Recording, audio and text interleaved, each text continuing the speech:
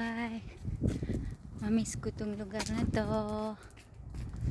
Mamiss ko tong araw-araw nilalakaran namin.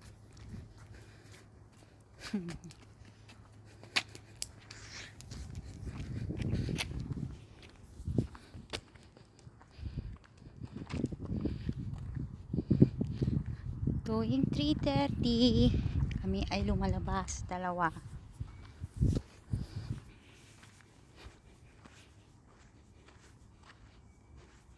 Swerte yung maging kapalit ko dito kasi mabait yung alaga ko. Super bait yan. Lalaki yung dalawa. Pilipina yata itong kasalubong ko or Vietnamese. Pilipinang galing na malingki. Not sure kung Pilipina siya or Pilipina ka? Pilipin? No. Sorry. Hindi pala Pilipina. Akala ko Pilipina.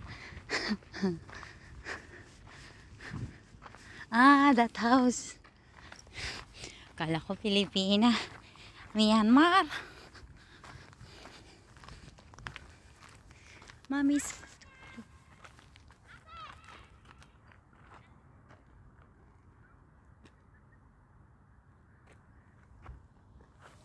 Baba ka!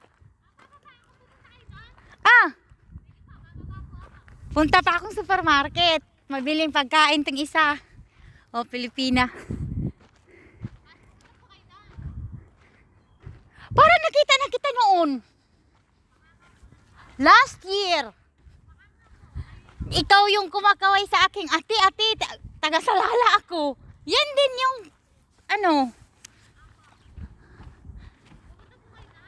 araw-araw. Pero hindi po, wala siyang alam kung naaalis ako. Pupunta. Mamaya 5:30 kami uuwi. Bibili pa yan ng pagkain sa supermarket. Sige, halika. Saan alaga mo? Alaga mo, saan? Baba ka dyan. Sige. Taga-Salala siya. Nagbakasyon sila dito. Wala rin siyang kaibigan. Rohi, inside, baby. I wait outside, baby. It's okay. Be careful, ha? Don't take too much. You bring ATM. Shh. How much you spend, ha? Where I am. Sure. Yung alaga ko nagdala ng ATM ni mama niya. Tapos, bibili ng marami. Hindi na pinapadala ng cash kasi pag cash ipadala. Ay. Ay. Kawawa na mga alaga ko. Hindi niya alam talaga. Ay. Kung sino man maging kapalit ko dito. Ay, nakaupo ako dito. Umupo ako kasi ayaw kong pumasok doon. Pagsasama ako sa kanya kung ano-anong bibilhin. Hayaan ko yung bumili ko anong gusto niya.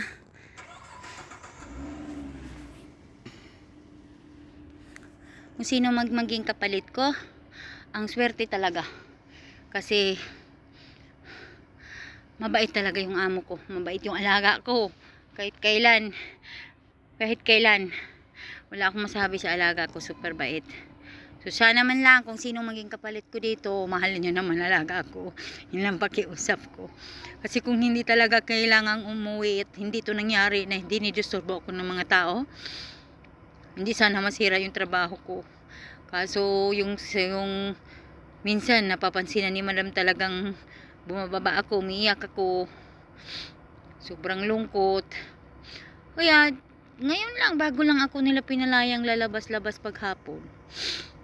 Kaya kung sino man maging kapalit ko dito, sana man lang mahalin yung alaga ko.